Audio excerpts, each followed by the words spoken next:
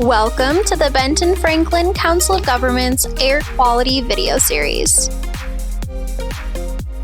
In episode 2, we'll be discussing the impacts of poor air quality on our health, environment, and economy. Quick introduction. Who are you and what do you do? Hi, my name is Jim Coleman. I work with the Benton-Franklin Health District, and I am a climate effects specialist. And part of my job is to educate the public about climate change and how that affects your health. For instance, our temperatures are increasing rapidly, and also drought-like conditions. Those sorts of conditions can favor things like wildfires. And those wildfires, because they emit a lot of smoke, the smoke can have effects on your respiratory system and also on your heart. My name is Kaitlyn Kelly, and I currently work at the Washington State Department of Ecology. And this state agency has the mission to protect, preserve, and enhance Washington's environment for current and future generations, including our air. We manage smoke, car pollution, industrial emissions, and other pollutants so communities have healthy air to breathe.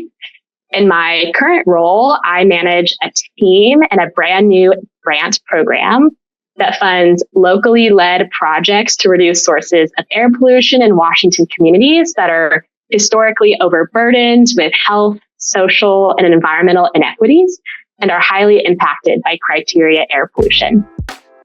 How can air quality impact our health? Well, a good example is most of us have probably noticed that over the last few years that wildfire smoke has become quite prevalent in our area, and sometimes for very long periods of time. And unfortunately, there are particulates in wildfire smoke that have contaminants in them, and those contaminants can affect our health. There's a particular type of contaminant, we call it the PM 2.5, and PM just stands for particulate matter, so it's just very small particles of stuff that's in wildfire smoke. And the 2.5 just refers to the size, in this case 2.5 micrometers. It just means it's very, very tiny. Those particles are so tiny that they're easy to inhale, and they can get in the deep parts of our lungs. And that's not a good thing, because those particles, once they're in our lungs, are difficult to get out. Some of those particles are so small that they can get into our bloodstream, and they can travel to other parts of our body, like our heart. So those are the things we're concerned about. And also things like extreme heat can also put impacts on our bodies and our health. But air quality is a primary concern. So at the health district, things that I can do is I can educate the public on the particulates that are in wildfire smoke. On our websites, we have places you can go and you can actually look at you can actually look at the air quality that we have in our area, and based on the air quality, whether it's like good, moderate, or extremely hazardous, you can make decisions on whether you're going to be outside and for how long.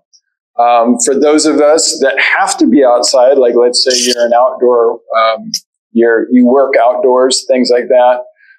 In emergency situations, we can provide masks that will filter out some of the particulates and assist you in that way.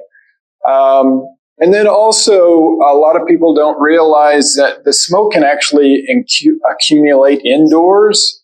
And so we have ways, or we can educate you on ways of reducing the wildfire smoke in your home. There are filter systems. We have good educational materials on how to create your own do-it-yourself sort of air filtration unit. And that way you reduce the smoke in your indoor air, because most of us spend probably the majority of our time indoors. And so you want to make sure that your indoor air quality is good and that you're not constantly breathing in smoke, which isn't always obvious because it can affect your health. Who is most vulnerable to poor air quality? So people that already have respiratory problems like asthma and chronic obstruction pulmonary disease are going to be more susceptible to poor air quality. Also, the very young and the elderly are also more susceptible. They're just more at risk. The elderly, of course, their lungs are deteriorating. They're just not functioning as well as they do. So when contaminants get in there, it just creates more problems. Poor air quality can cause a range of health problems from respiratory issues to cardiovascular issues. The Benton-Franklin Health District works to address the health needs of the people living and visiting in our region. What are the environmental and economic impacts of poor air quality? Any examples? Air pollution impacts where we live, work, and play. Air pollution is what I call a one health issue. It impacts the health of people, the health of our environment, and the health of animals. Because breathing air is so fundamental to being human and living, it impacts all of our lives, including the environment and the economy. It's not just the direct health impacts. So these impacts to our environment and economy are quite vast and diverse. For example, high levels of air pollution can really change our daily routine and our overall quality of life. Air pollution causes haze, which impacts visibility, including in scenic areas that people want to travel to and recreate in. High levels of wildfire smoke or dust storms can impact visibility while driving and thus driver safety. Areas that experience frequent and high levels of wildfire smoke may also see a decrease in tourism during the wildfire season, which overlaps with the peak of summer tourism. We might see public events canceled due to high levels of air pollution or changes to outdoor work, both of which have an economic impact. The steps we take to protect ourselves from air pollution, like purchasing portable air cleaners and N95 masks, cost money. There's also the very direct economic impact associated with the healthcare related costs of being sick from air pollution or missing a day of work. And those costs impact the individual and the employer. According to the Environmental Protection Agency, the Clean Air Act prevented 17 million lost workdays, improving worker productivity, which contributes to a stronger economy. It also keeps kids healthy and in school, avoiding 5.4 million lost school days due to respiratory illness or other diseases exacerbated by air pollution.